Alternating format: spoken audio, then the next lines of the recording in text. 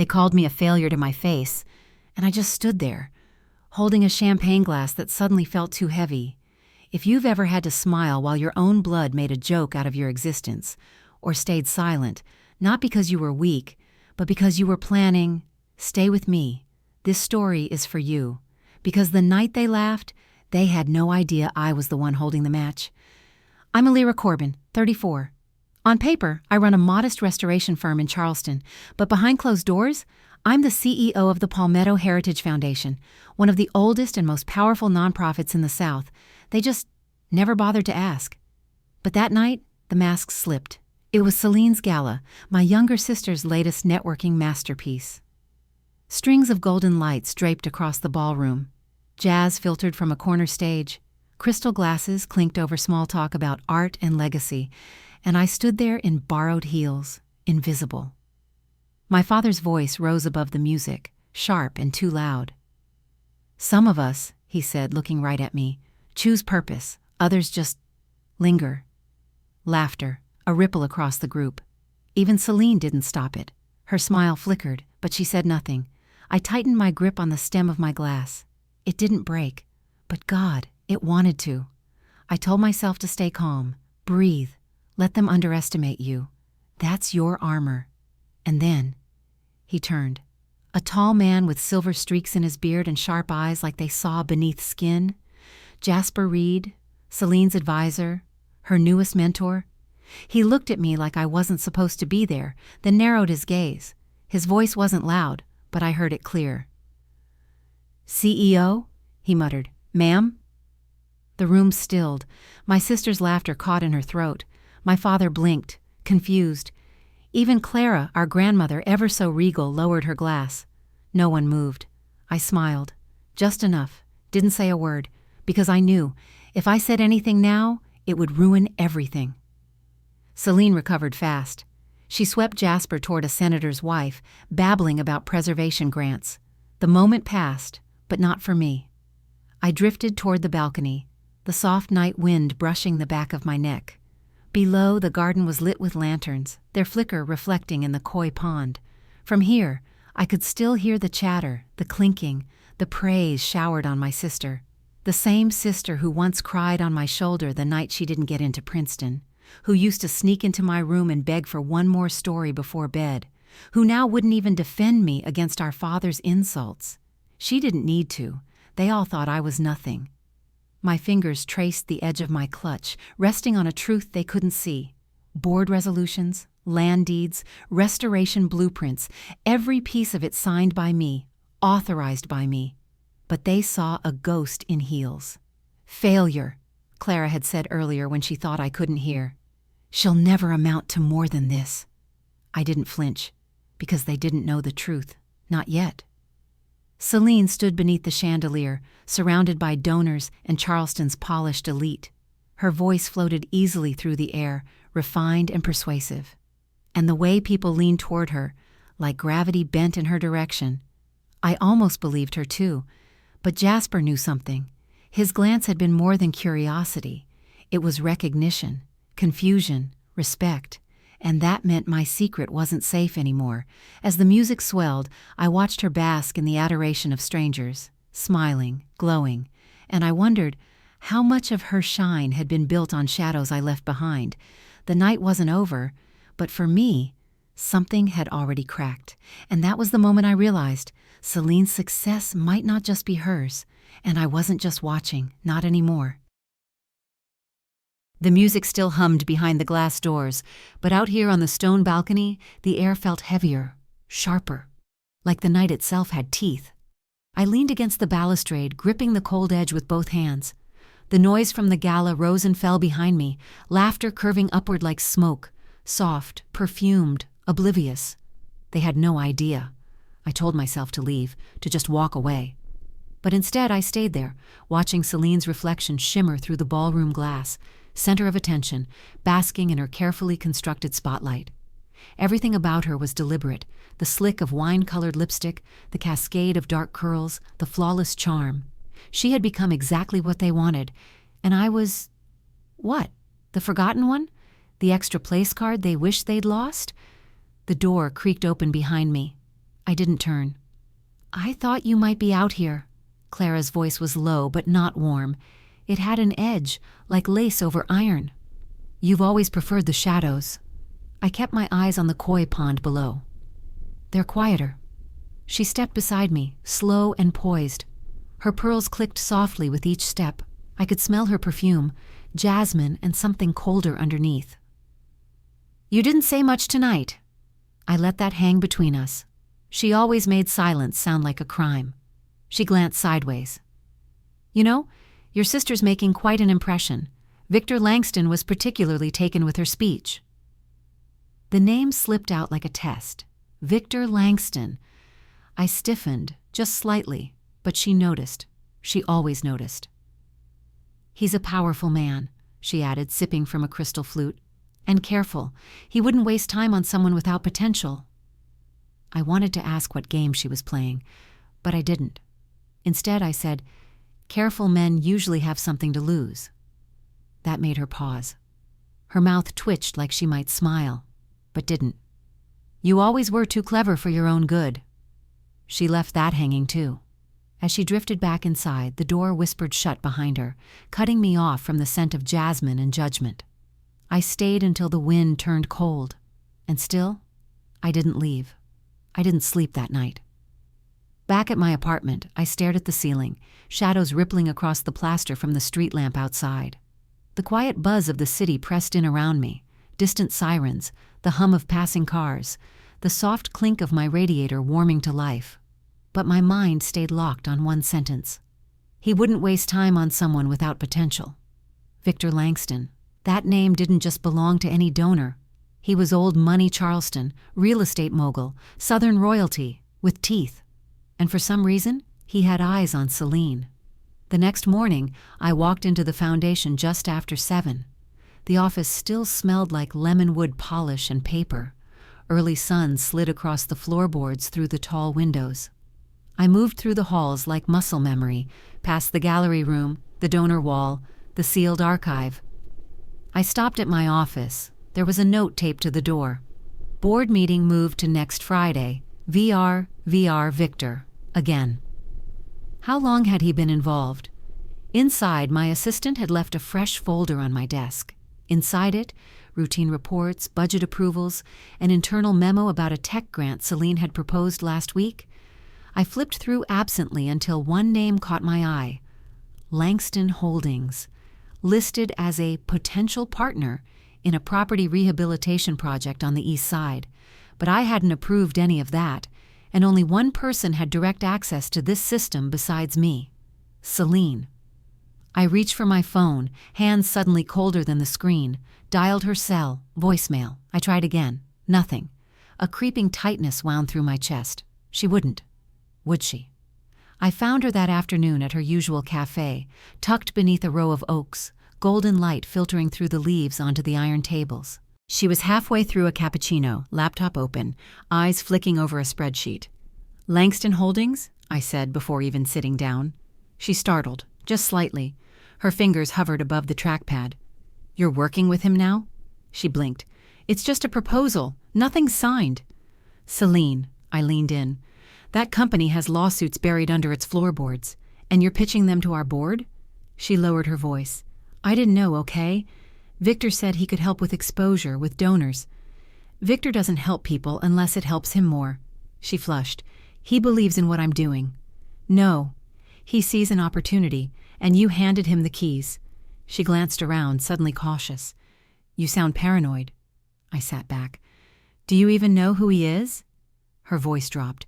"He's the only one who saw something in me, unlike—" She stopped.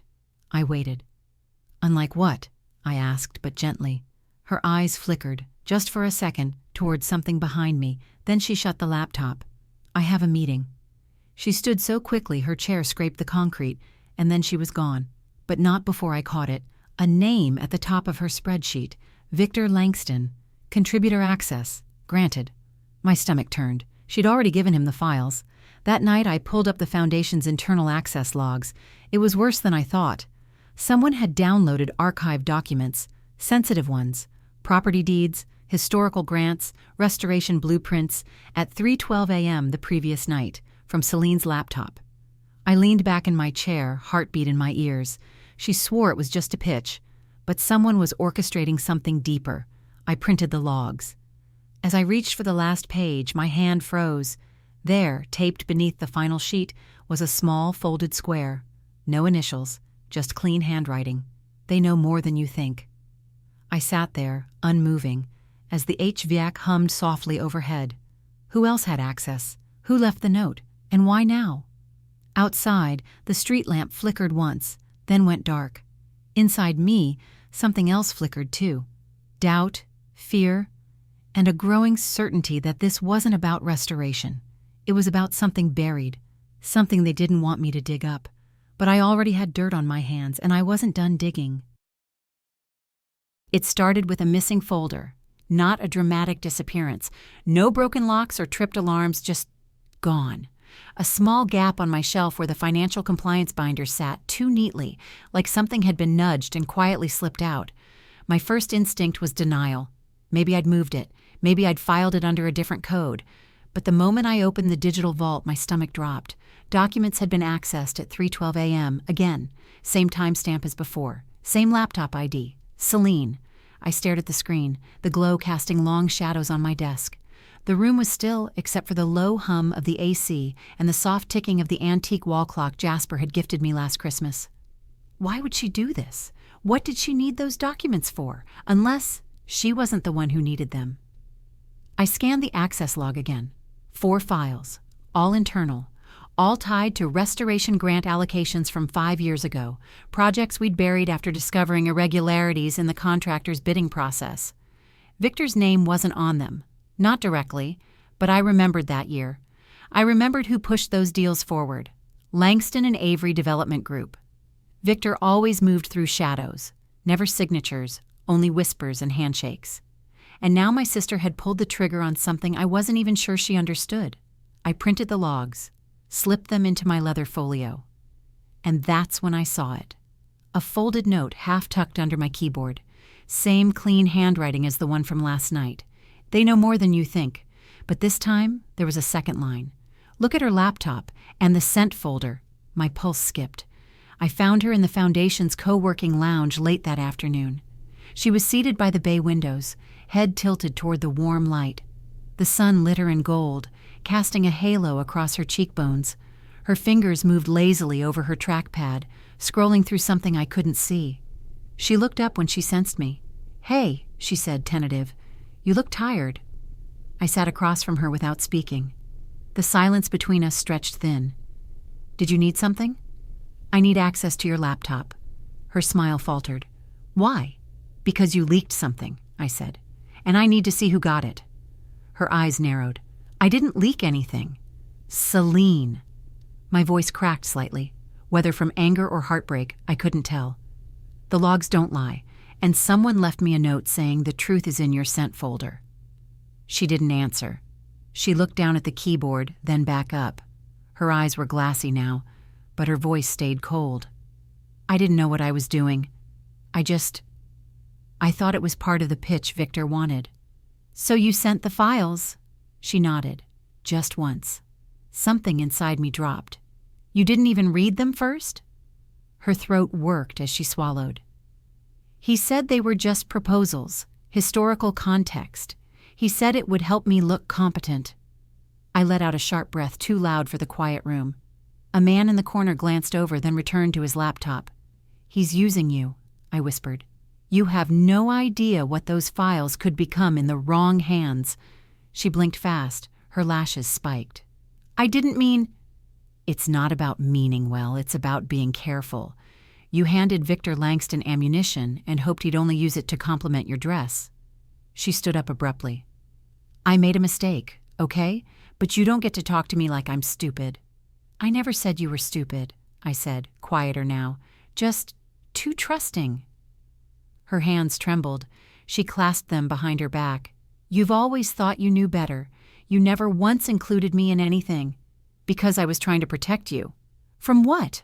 Her voice cracked. "From knowing who you really are?" My chest tightened. "No, from the world I knew Victor came from." She blinked at that. I took a slow breath. "Can I see your laptop?" For a second I thought she'd say no, but she reached into her bag and handed it over. It's unlocked. I opened it on the table, scrolling through her sent folder. My fingers felt stiff, awkward, like the air had grown thicker. There it was. The email had no subject, just a string of numbers in the body, coordinates or case IDs, and a zip file attachment labeled Archive 17B. Sent 3 nights ago to an email I didn't recognize. Langston Properties Consultant Mail. Come. I clicked it open, but the server had bounced back. Temporary address deletion. Whoever it was had already pulled out. I looked up at her. You gave them everything. She sat down again, slower this time. Her voice was a whisper. I didn't know what was in the file. Now Victor does. Back in my office, I stared at the copy of the sent email, chewing the inside of my cheek until I tasted blood. How many people had access to that folder? Only me, Jasper, and our board secretary, Denise. And now, Victor. I pulled out the hard copy of the archive and flipped through the pages. Something wasn't adding up. Why would Victor care about outdated restoration grants? Unless he wasn't looking for money. He was looking for what those buildings used to be, old land rights, easements, titles before zoning laws changed. If he found a loophole there, he could claim parts of Charleston the Foundation had quietly reclaimed from corruption a decade ago, places we never wanted back in the wrong hands. My hands shook slightly as I pressed the pages flat. That's when I heard it. A soft shuffle, paper brushing paper. I turned. On the corner of my desk sat another note. Smaller this time. I hadn't seen it earlier. Or maybe I had, and fear made me forget. Same pen, same folded square. He's not alone. Someone at the Foundation helped him. No signature, no clue, but now I had more questions than answers, and I wasn't sure who to trust anymore. The note sat on my desk like a loaded weapon. He's not alone. Someone at the Foundation helped him. I stared at the handwriting, clean and deliberate. No signature, no smudge, just words that cracked something open inside me. I looked around my office, suddenly hyper-aware of every file drawer, every framed certificate, every surface that had been cleaned a little too recently. The Foundation had always been mine. I built it in silence, in shadow, but now it felt like someone had slipped inside the walls and flipped the locks without a sound. And the worst part, whoever it was, knew me well enough to know I'd keep quiet. I leaned back in my chair, running a hand through my hair. My scalp was damp. My blouse clung at the collar. This wasn't just about Celine anymore. This went deeper, farther back, before Victor Langston's name ever darkened our door. The plantation house smelled like magnolia and mold. I was 17. It was late spring, one of those sticky, storm-thick Carolina afternoons where everything felt damp before it even rained. We were visiting Victor's family estate, some heritage preservation weekend Clara had insisted we attend, back when Victor played philanthropist more than kingpin. He met us on the porch in a linen suit that didn't dare wrinkle. His smile was wide, charming. His hand lingered just a little too long on Clara's shoulder. He smelled like cedar and bourbon and something older, something rotten under the surface. Back then I didn't know what rot felt like, but I remembered how my stomach turned when he leaned toward me. "You have the eyes of a builder," he'd said, tapping a finger lightly against my temple. "But people like us, we don't get to build without first owning the land." At the time, it sounded like wisdom. Now, it felt like a blueprint for theft. That night, after the others had gone to sleep, I found him in the old study with my father. They didn't see me. I was barefoot, quiet on the old pine floors. Just a girl who couldn't sleep, wandering too close to secrets. Victor was showing him a ledger. My name was in it. So was Celine's. I couldn't make out the details, just numbers, land plots, something about ownership structures before declaration. I didn't breathe. My father laughed, low and bitter. "She's not your asset, Langston." Victor raised his glass. "She's not yours either." I backed away, heart pounding, and never said a word. Back in the present, I ran a fingertip over the edge of my desk. The air in my office was too still. I needed proof, not memories. I pulled out the old family photo box I kept in my cabinet, stuffed behind tax files no one ever checked. There it was, a Polaroid I hadn't looked at in years. Me, at 17, standing awkwardly beside a younger Celine, our arms linked. Behind us, Victor Langston, grinning, one hand in his pocket, the other resting on my father's shoulder. They all looked so proud. But my eyes were already starting to close. Later that night, I found myself at Clara's estate. I didn't call ahead. I knew she'd be awake. The house was lit like a museum, dim pools of warm light from sconces, every shadow curated. She sat in the drawing room in her usual wingback chair, robe crisp, hair pinned. "You've been quiet," she said, not looking up from her teacup. "I need answers," I said. "About Victor. About that weekend on his land. What deal did Dad make with him?" Clara sipped once, deliberate. "Your father made many deals, most of them foolish." "Did it involve the foundation?" She didn't blink. "Victor offered us a future. Your father offered a signature. That was the arrangement." "What kind of future?" "The kind built on forgetting," she said softly. "Forgetting who originally owned the land, what really happened on it, and who it belonged to before the paperwork was rewritten." She looked at me then. Her eyes were sharp. "Don't go looking for old truths, Elyra. They don't like to be found." "But someone's already digging," I said, "and they're using my sister to do it." Clara set down her cup. Her fingers twitched. "Your sister," she hesitated. "She still believes in him, doesn't she?" I nodded. "He made her feel important, like she mattered." "He always did know how to use loneliness," she murmured. I stepped closer. "Then tell me who helped him. Who inside the foundation still answers to him?" She looked away. "I can't protect you if you won't tell me." Clara rose slowly, brushing invisible dust from her robe. "You were never the one who needed protection." I left more shaken than I expected. Her words clung to me like the humid night, sticky, inescapable, unfinished. "You were never the one who needed protection." What did that mean? Back at my apartment, I laid out the photo, the archive logs, and the anonymous notes like puzzle pieces on the kitchen table. Something wasn't aligning. Victor had history here, deep roots. But so did Clara. So did my father. So did I.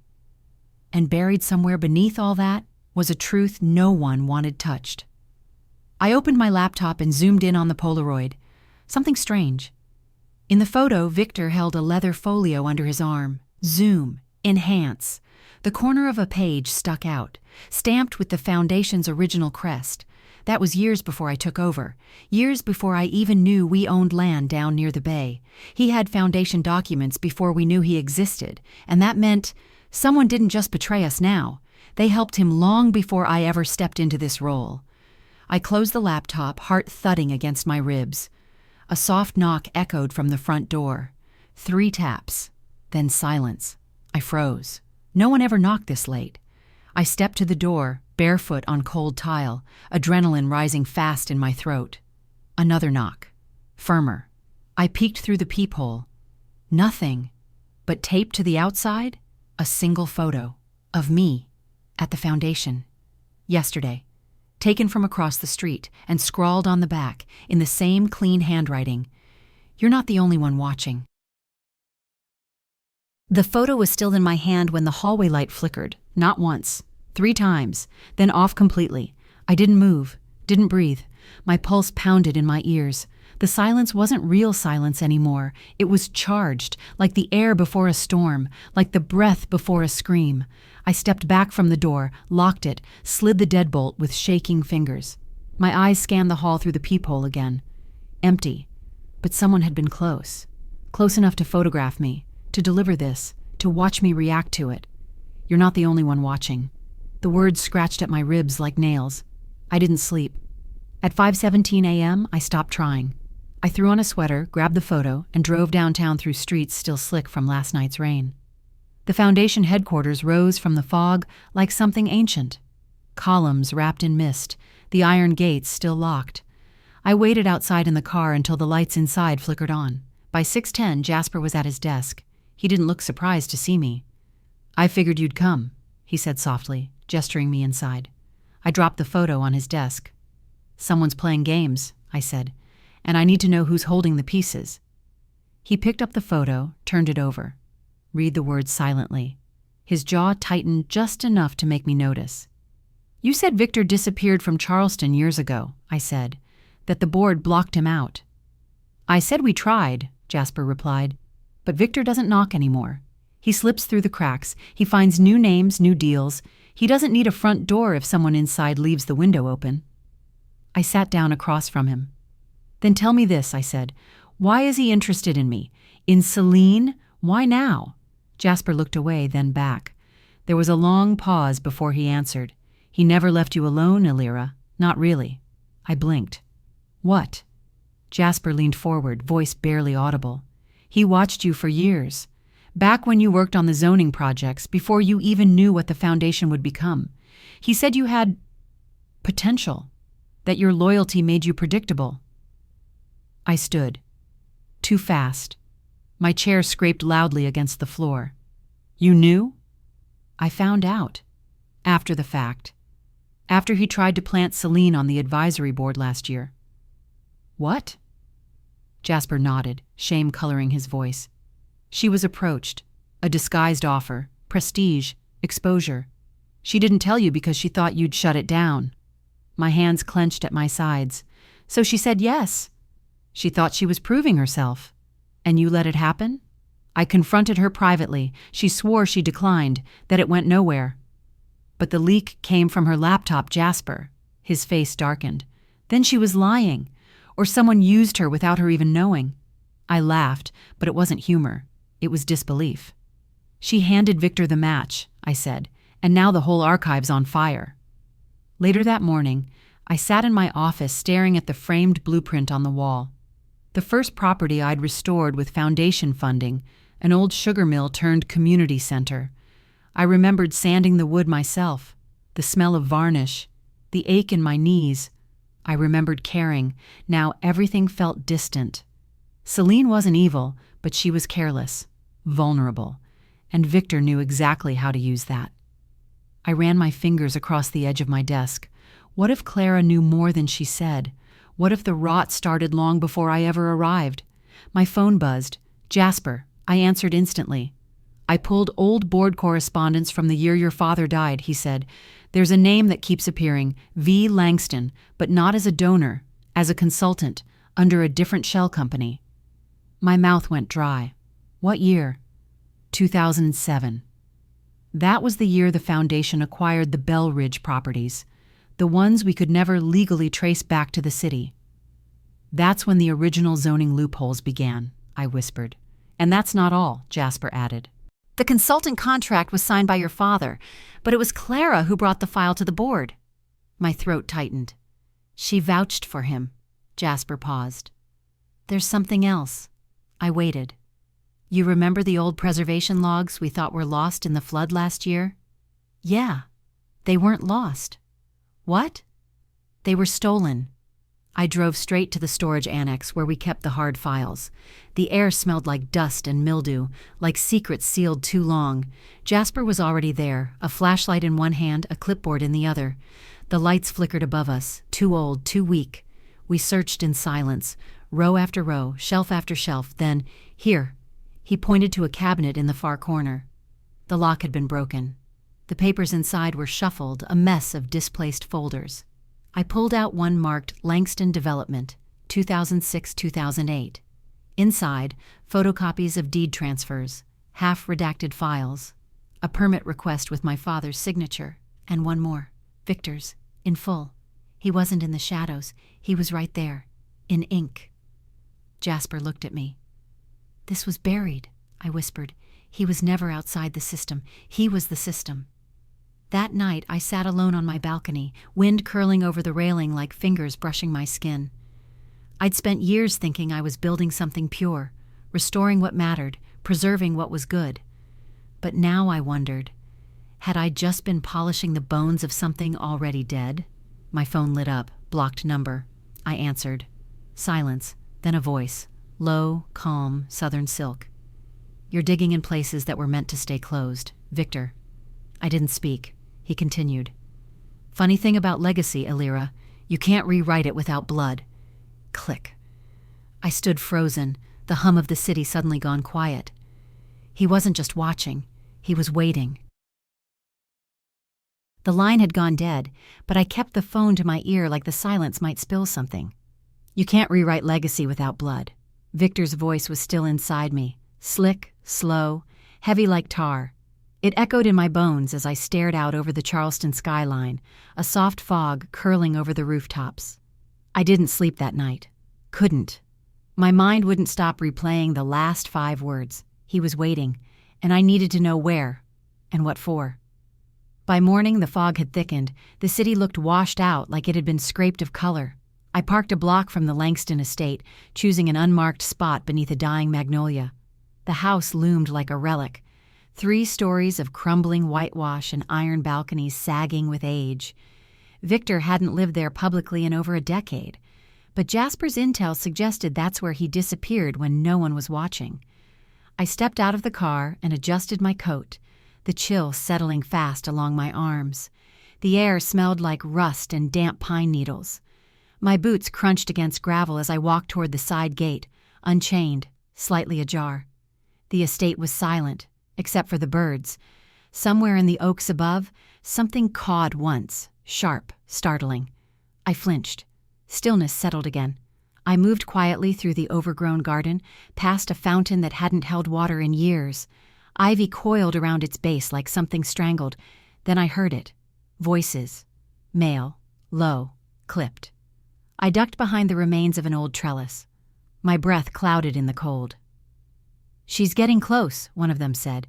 "If she finds the ledger—" "She won't," another cut in. That voice I recognized. Victor. "She's not stupid," the first replied.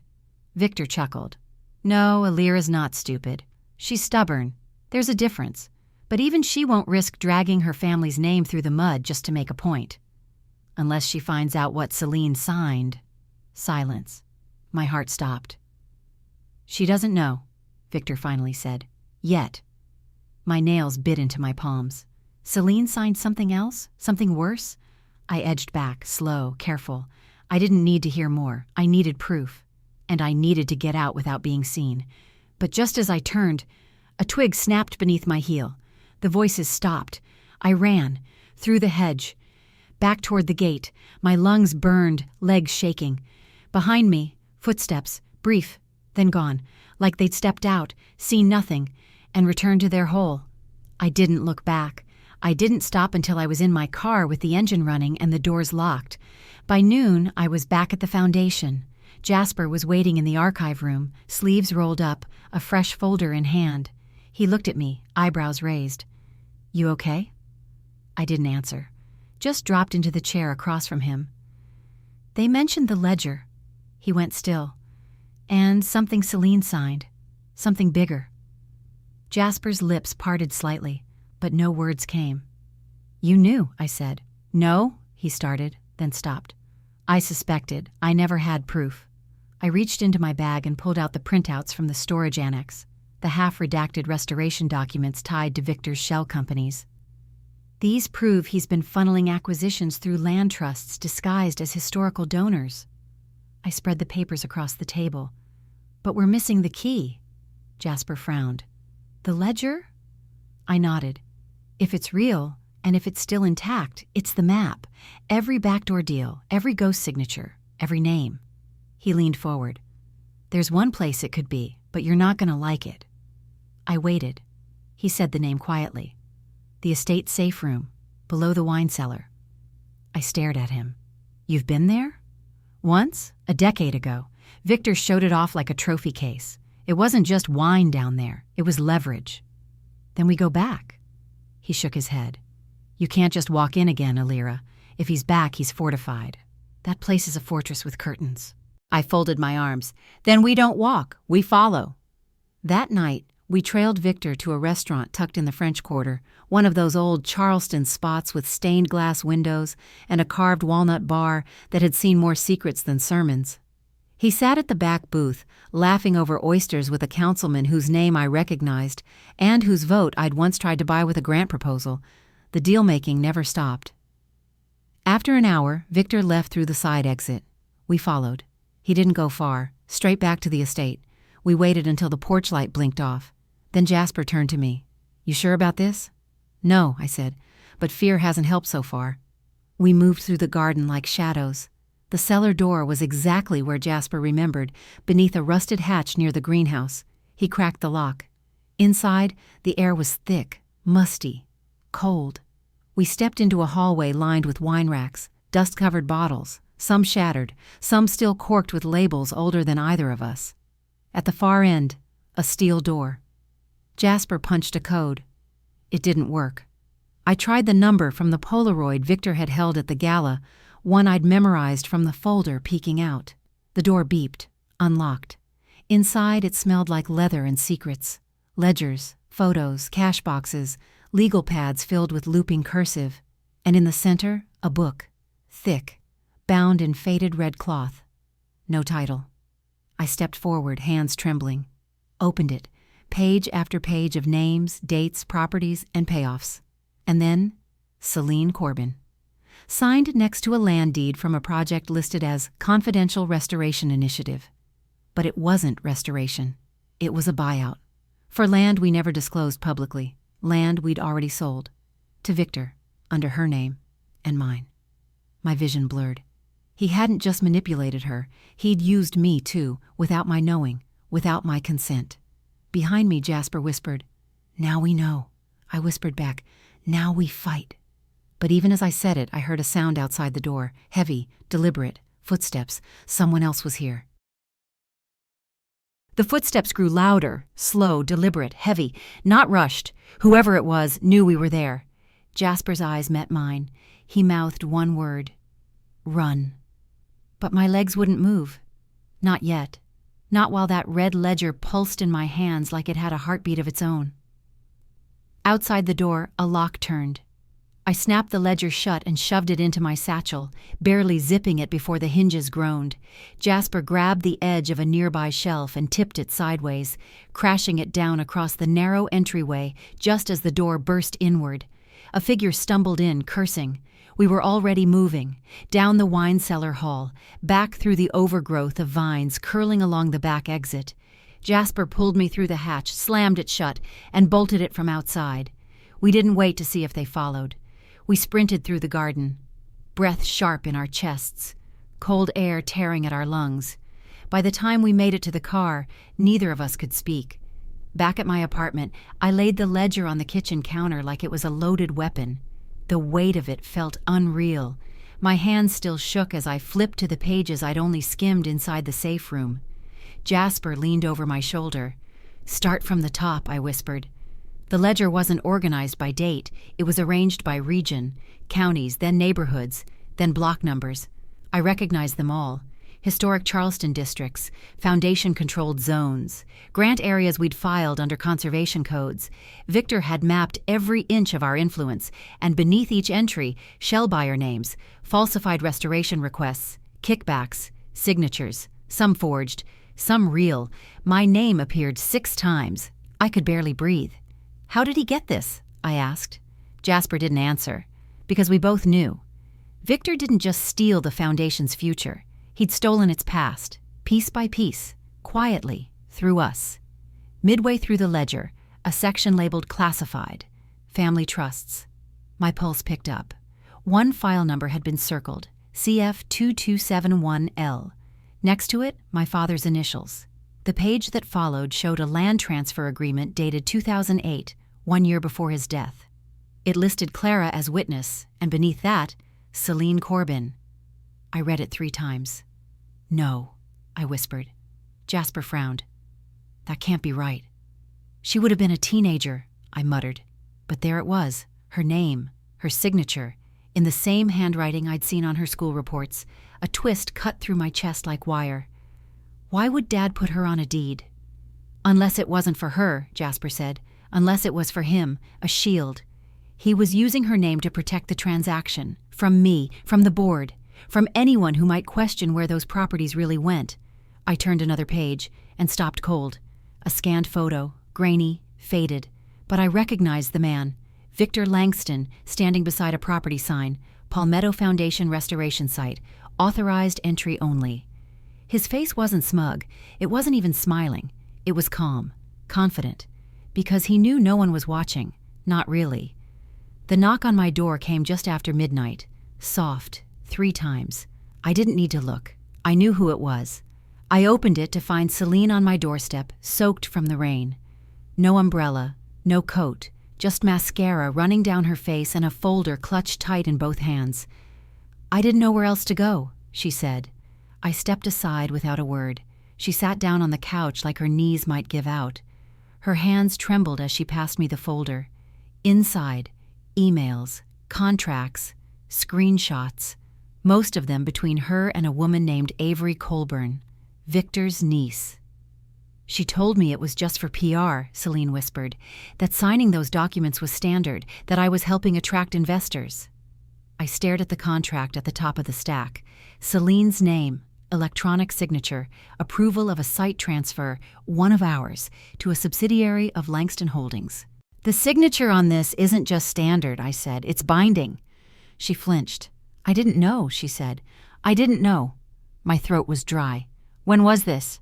6 months ago. I backed away. 6 months, long before the gala, long before I found the missing folder. "You told me you were clean." "I thought I was," she choked. "I thought I was just being helpful." "You lied." She looked up. I was scared. I closed my eyes. Her voice cracked. "I wanted to matter to someone." My heart clenched, against my will. Even now, part of me still wanted to protect her. And that terrified me more than anything Victor could do. I didn't speak again until morning. She had fallen asleep on my couch, knees tucked under her chin, that same folder resting in her lap like a confession. I stood by the window, watching the sun bleed over the bay, orange and cruel. Jasper called just after 7. "I think we have a problem." I didn't even say hello. "What now?" "There's been movement." "What kind?" "Victor's men. I tracked a license plate. Someone was parked outside your apartment last night. Same car that followed me last week." My mouth went dry. "He's watching us closer now." "That ledger you pulled? He wants it back." I looked at the couch, at Celine, at the folder in her lap. "He's not getting it." "He might try harder," Jasper said. "He's desperate now." I didn't answer, because in that moment, something in me solidified. This wasn't just about legacy. It was about ownership, about who got to tell the story of our family, of this city, of the land, and who didn't. I hung up the call and crossed the room. Celine stirred as I knelt beside her. I whispered, "You're going to help me fix this." She blinked, confused. "How?" I stood. "You're going to testify." Before she could answer, before she could argue, the front window shattered. Glass exploded across the floor, and outside, tires peeled into the night. The sound of glass breaking never leaves you. It embeds itself, sharp, ringing, final, like something inside your chest just shattered too. I dropped to the floor instinctively, dragging Celine with me behind the couch. Her breath hitched. My own heart galloped in my ears. Shards sparkled under the moonlight like frost on the hardwood. The window was gone. Nothing but a jagged hole and the cold, wet air slipping in. No gunshot, just glass. But the message was clear. They knew where we were, and they were done whispering.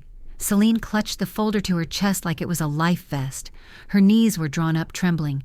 "We have to leave," I said, already reaching for my keys. "Now." We drove in silence. Rain slicked the roads, blurring the headlights. I gripped the wheel tight, knuckles pale, my eyes scanning every intersection, every car that followed too closely. I wasn't just driving anymore. I was calculating escape routes. Jasper opened the door the second we pulled into his garage. No questions, just quiet urgency. We didn't speak until we were locked inside, the old storm shutters bolted tight, the kettle already hissing in the background.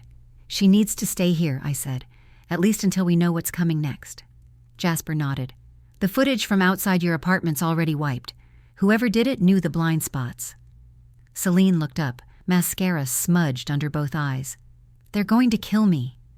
Her voice was flat, matter-of-fact. I shook my head. "No, they're going to try, but not if we stay 2 steps ahead." She stared at me, expression unreadable. "Why are you helping me?" "Because you're my sister," I said, "even if everything in me wishes you weren't right now." Jasper handed her a blanket. "Get some rest. You'll need it."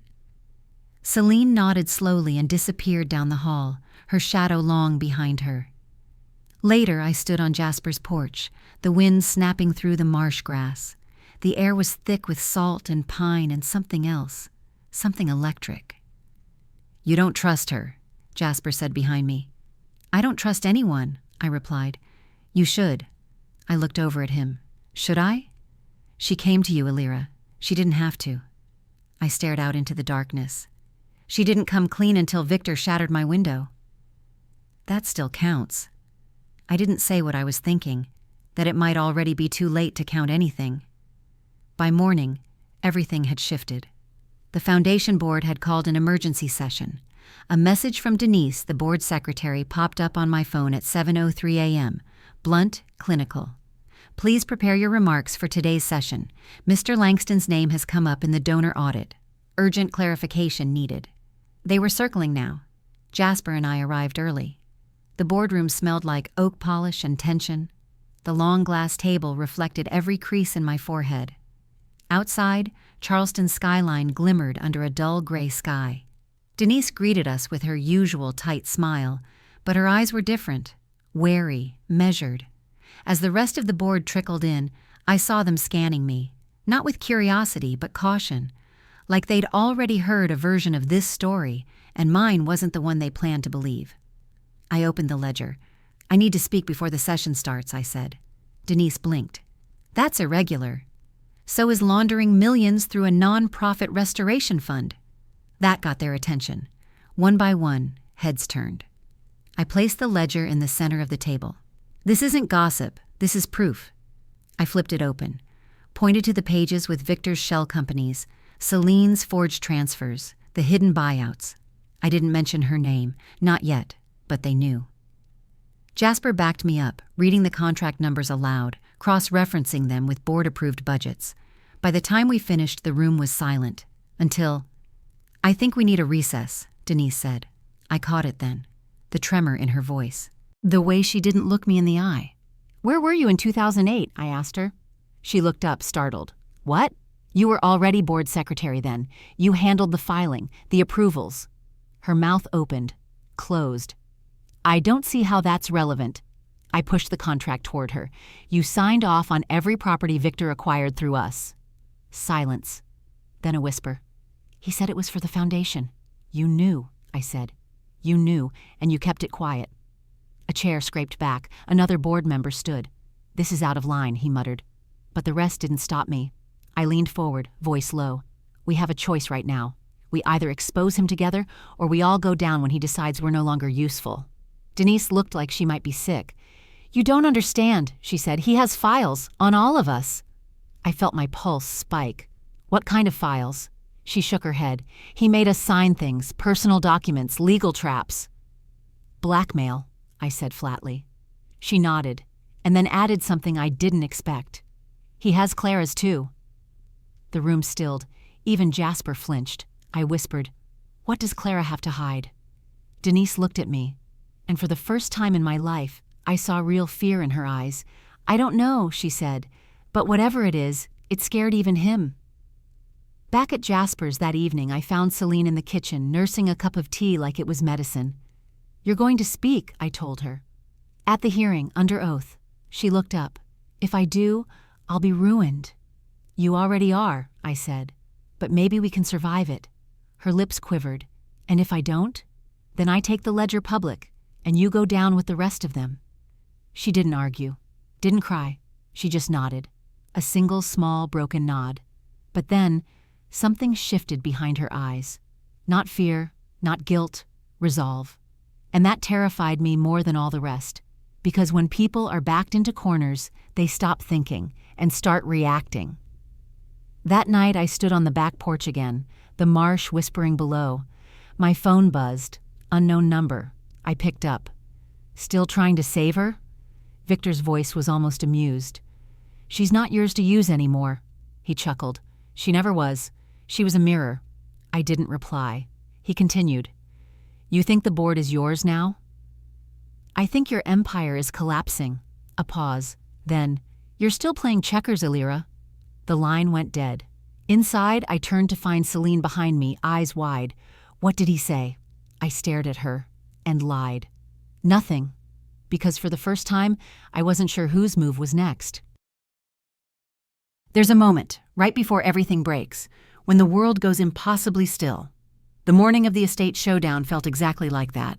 The sky was too quiet. No birds, no wind, just the weight of something waiting to fall. Jasper parked the car a block away. From here, the Langston estate looked like a ruin clinging to relevance. Peeling shutters, a cracked fountain, ivy crawling up the brick like it was trying to strangle it from the outside in. I checked the satchel for the third time. The ledger was there. The photos, the contracts, everything we'd gathered, every piece Celine had given me. It wasn't just evidence anymore. It was the fuse. "I'll keep the engine running," Jasper said, eyes scanning the road. I nodded, tightening the cuffs of my coat. The air had turned sharp, slicing down the back of my throat with every breath. "You sure about this?" he asked. "No," I said, "but we're out of maybes." Victor was waiting for me. He stood in the grand hall like it was still 2004, dressed in a tailored charcoal suit, sipping coffee from a cup that probably cost more than my first car. The chandelier above him flickered, casting long shadows over the marble tile. He didn't smile. "I was beginning to wonder when you'd come," he said. I stepped forward, my heels echoing with every step. "You made it easy," I said. "You never really hid." "Neither did you," he replied. "You just thought hiding in plain sight made you untouchable." He gestured toward a pair of chairs in the sitting room. I didn't move. "I'm not here to chat, Victor." He sighed. "No, I suppose you're here to make demands." "I'm here to end this." He raised an eyebrow. "And how exactly do you plan to do that? You think that little book of yours means anything? These people, your board, your city, they don't want justice. They want comfort, continuity. They'll want the truth when I put you on the front page," he laughed. "No, they'll want your resignation, for breaking trust, for dragging the foundation through the mud. You don't expose rot, Elyra. You bury it, deep. That's how Charleston survives." I took out the ledger, laid it on the table between us. He didn't even flinch. "I have 20 years of proof here," I said. "Shell deals, forged signatures, land theft, and enough connections to ruin every last one of your allies." His voice dropped. "You're bluffing." I leaned forward. "Test me." His smile finally cracked, but it wasn't panic. It was something darker. "Tell me something," he said softly.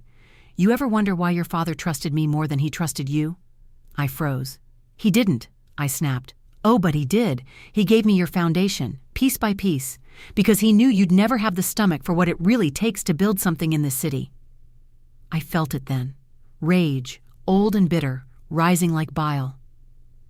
"He died before I ever got the chance to prove him wrong," I said. "But I will, right now."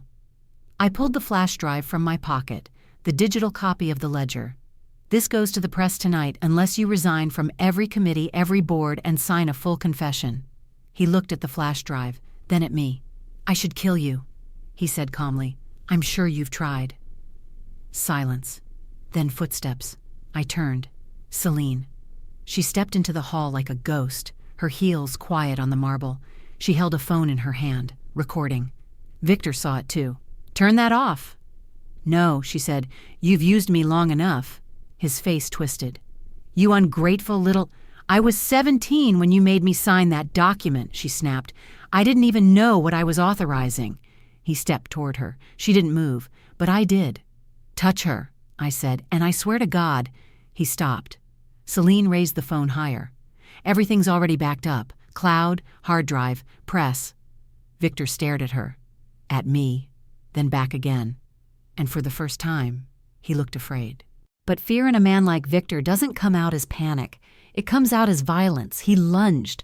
I barely had time to shove Celine out of the way before he grabbed for the ledger. Pages tore. Paper ripped. My shoulder slammed against the edge of the table. Jasper burst through the door just as Victor raised his arm to strike me. He tackled him. The two crashed into a cabinet, glass shattering. Celine screamed. I scrambled to grab the ledger, what was left of it, and the flash drive, clutching them both to my chest as the two men wrestled on the floor. Then, sirens. Distant at first, then closer. Jasper got Victor pinned. I stood above them, panting. "You lose," I said. Victor spat blood. "This city needs men like me." "No," I said. "It needs to remember what happens to them." Police took Victor from the house in cuffs. Celine and I stood on the porch, watching as the patrol lights reflected off the wet pavement. I didn't say anything until they'd driven away. Then I turned to her. "You okay?" She nodded slowly. "I think so." But I saw it in her eyes. Guilt, yes, but something else. Fear, not of Victor, of what would come next. I took her hand. "Stay close," I said. "We're not done yet." But as we turned back toward the car, something caught my eye. A figure, across the street, still, watching. A woman in a gray coat, and I recognized her. Clara. Her face was unreadable. She turned and walked away. The wind had picked up by the time we got back to Jasper's house. Branches scraped against the roof, dry leaves tapping the windows like restless fingers. Celine stood in the doorway, soaked in silence, still staring at the street long after Clara's silhouette had vanished. "She was watching us," she said. "I know." "She saw the whole thing." I said nothing. My coat dripped onto the hardwood. I couldn't stop shaking, but it wasn't from the cold. There was something unfinished in Clara's gaze, not judgment, not fear. It looked like regret. But that's the thing about regret. It never shows up until it's too late to undo the damage. The next morning, Celine spoke before I did. "I'll do it." Her voice cracked from sleep and something deeper, something broken open overnight. "I'll testify." She sat across from me at the kitchen table, eyes dark-ringed, hands wrapped around a chipped coffee mug. "You'll be shredded," I warned. "The board's going to want your head to save theirs." "I know. You'll lose your donors, your social access, your name. I don't care." She looked at me, and for once, I believed her. "I spent so long trying to become something they'd respect," she whispered. "Turns out, they only respect the people who help them lie." I leaned forward. "And why now?" "Because I watched Victor fall," she said, "and I realized I was standing in the same spot he started from." She took a shaky breath. "I don't want to be him." The hearing was scheduled for noon. We arrived 10 minutes early. The courthouse steps gleamed under a cloudless sky, like even the weather had decided to show up. Jasper met us at the doors, briefcase in one hand, a calm mask over his nerves. He squeezed my shoulder as we entered. Celine kept her head high, but I saw her fingers twitching, small, quick movements like she was counting breaths. Inside, the gallery buzzed with reporters, cameras, flashbulbs, and the board, lined up like statues across the front row, Clara seated dead center, face unreadable. Celine took the stand. Her voice, when it finally came, was steady. She walked them through everything: the first email, the contracts, the promises, the pressure, the fear. She named names, laid out dates, and when she said Victor Langston's name, the room went still. Even Clara didn't blink. The prosecution asked one question I hadn't expected. "Why didn't you tell your sister sooner?" Celine swallowed and turned to me. "Because I was ashamed." I looked back, didn't nod, didn't smile, just held her gaze. And for the first time in years, I saw her for who she was. Not the sister I'd lost, but the one still trying to come home. Later, outside the courthouse, the crowd swarmed. Celine gave a short statement. "I made mistakes. I won't make excuses, but I'm here to tell the truth and to rebuild what I broke." The flash of cameras was relentless, but she didn't flinch. She stood there, raw and real and finally hers. And the press? They didn't eat her alive. They listened. That night we sat on Jasper's porch again. It was quiet. No sirens, no shouting, just the sound of cicadas humming into the humid dark. Celine hugged her knees to her chest. "Do you think they'll forgive me?" I stared out toward the bay, stars glinting on the water like glass shards. "Forgiveness isn't a gift," I said. "It's a process. It starts with telling the truth." She nodded slowly. "I meant what I said," she whispered, "about rebuilding. I know." "You think we can?" I looked at her, saw the girl who used to sneak into my room at night, the woman who betrayed me, the sister who just risked everything to fix it. "I think we have to. But redemption doesn't happen in a vacuum, and just as we began to believe we might finally be clear, there was a knock at the door. This time, no broken glass, no anonymous notes, just Clara. She stood on the porch like she owned it. Her pearl earrings glinted under the porch light. Her coat was buttoned, her heels immaculate, her expression calm. "May I come in?" she asked. Celine stepped back instinctively, but I didn't move. I studied her. Tried to see the woman who raised us, taught us, shaped us, tried to understand what she'd hidden all these years. "You've been quiet," I said. "There are times for noise," Clara replied, "and times for reckoning." I let her in, but not far. She stood just inside the entryway, the light from the hallway casting half her face in shadow. "I heard what Celine did," she said. "Brave, foolish." "She told the truth," I replied. Clara gave a small, tight smile. "She told a truth." That's when I knew. She wasn't here to apologize. She was here to control the fallout. "What do you want?" I asked. She opened her handbag, pulled out a single sheet of paper, and handed it to me. It was a copy of the original land trust ledger, dated, notarized, signed, by my father. But next to it, another signature, Clara Vance, witness and executor. "I suggest you be careful what else you dig up," she said. "Some roots go deeper than you're prepared for." She turned, paused. "You won, Elyra. Be satisfied." The door shut behind her with the quiet finality of a coffin lid. I stared at the paper. Celine stepped beside me. "What is it?" I didn't answer, because I'd just realized something terrifying. Victor wasn't the architect, he was the contractor. The blueprint was hers. There's something terrifying about silence, not the kind that follows a storm, or a door slamming, or even a lie. I mean the silence before the truth, the kind that gathers like fog right before it lifts and reveals everything you wish had stayed buried. That was the silence in the courtroom the day of the public hearing. Cameras everywhere, packed gallery, spectators shoulder to shoulder waiting for the spectacle. But I wasn't there for them. I stood at the podium not as a CEO, not as someone's daughter or someone's sister. I stood as the only person in that building who still believed in what the foundation was supposed to be. Jasper sat to my left, calm but pale. Celine to my right, composed but fragile, her hand gripping a statement folded into quarters like a lifeline. Across from us, the review committee, federal officials, state representatives, and 3 men from Charleston's ethics board who once toasted Victor Langston at a charity gala without blinking. This wasn't justice, this was survival.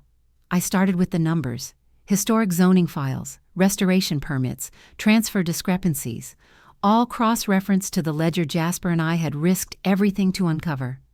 Slide after slide lit the screen behind me like courtroom lightning. Over 27 properties misappropriated, I said, 7 land trusts rerouted, and a paper trail that leads directly to Victor Langston and his surrogates inside our own board.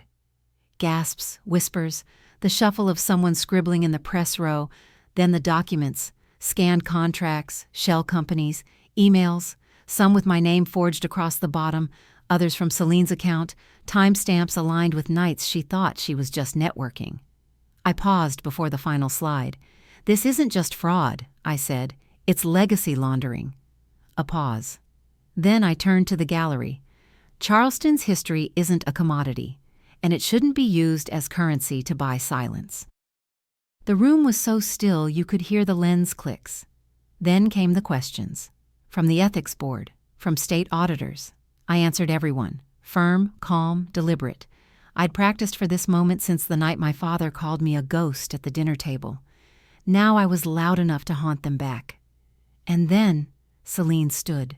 She unfolded the statement in her hands with trembling fingers. "I was used," she said, voice tight. "Not just by Victor Langston, but by the system that told me being seen was more important than being honest." A pause. "My signature appears on 3 transfers. I didn't read them. I should have." She looked down, collected herself. "I'm not proud of what I did, but I'm not hiding from it either." She looked straight at the cameras. "I'm here to make it right." The silence that followed was different. This one was thick with reckoning. After the hearing adjourned, reporters swarmed. We moved through the crowd like debris after a flood, bruised, battered, but still standing. I reached the courthouse steps just as the first calls rang out. "Ms. Corbin, are you resigning? Do you blame your family? Were you involved?" I raised my hand, just once, and the question stopped. "I was underestimated," I said. "That ends today." By sunset, news outlets had already broken the story. Corruption in Charleston, Langston exposed, Foundation whistleblowers, but it was one headline that stopped me cold. "Heiress turned CEO breaks the code of silence." They still didn't see me for who I was. They saw the name, the bloodline, not the war. Back at the foundation that evening, I stood in my office as golden light filtered through the shutters. Everything looked the same.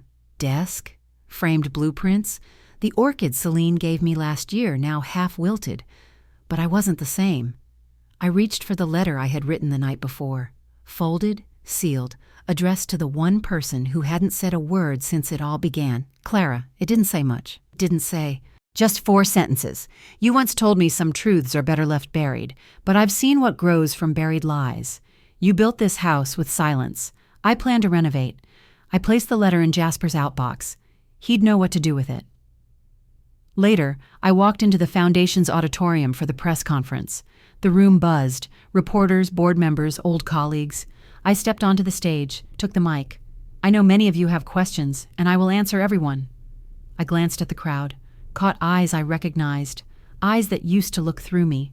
Not anymore. But first, I said, I want to make something clear. I reached into my blazer, pulled out the final copy of the ledger, held it up. This is what nearly cost me everything. I looked at the board, at the crowd, at Celine, who sat front row, her chin lifted. And this is why I'm still standing. Applause started slowly, then grew. But beneath it all, I felt the knot in my chest return. Because I still hadn't heard from Clara, not since she dropped that document at our door and vanished. Something about that signature, hers, not my father's, still gnawed at me. Why did she keep that document? Why give it to me now? Why let it end? Unless it wasn't the end. Unless it was an opening move. That night, I sat on my balcony, glass of wine untouched beside me.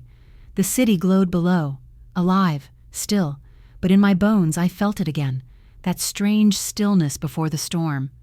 My phone buzzed, unknown number. I answered, silence.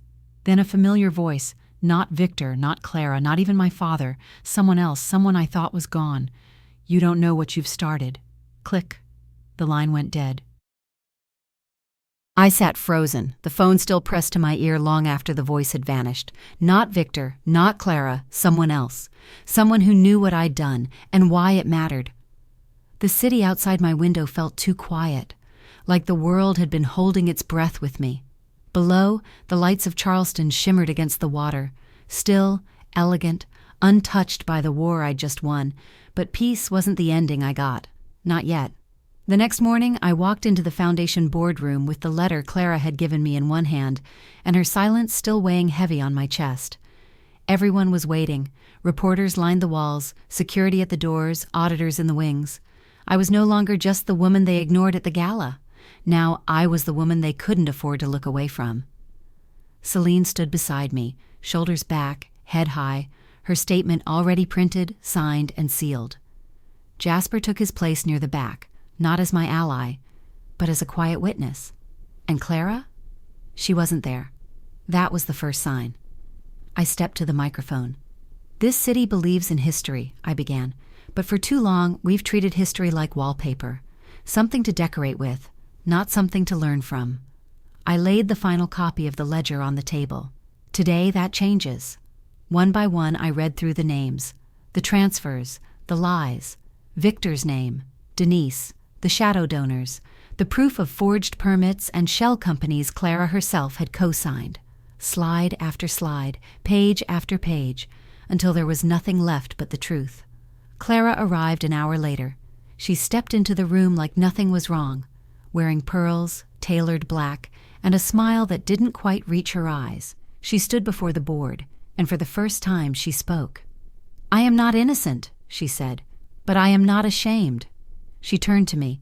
"I built this house. You simply changed the locks." Then she walked out. No apology, no confession, just that. I should have been angry, but instead, I just felt tired, because she was right. I had changed the locks. I'd rebuilt the house, and now it was mine. Victor was indicted on 12 counts: conspiracy, fraud, racketeering. Denise turned state witness. The Foundation launched a full audit. And Celine? She stepped into the spotlight she used to chase for all the wrong reasons. And this time, she earned it. She now leads our community outreach program, running historical restoration for underserved districts, the kind of work that actually heals, not headlines.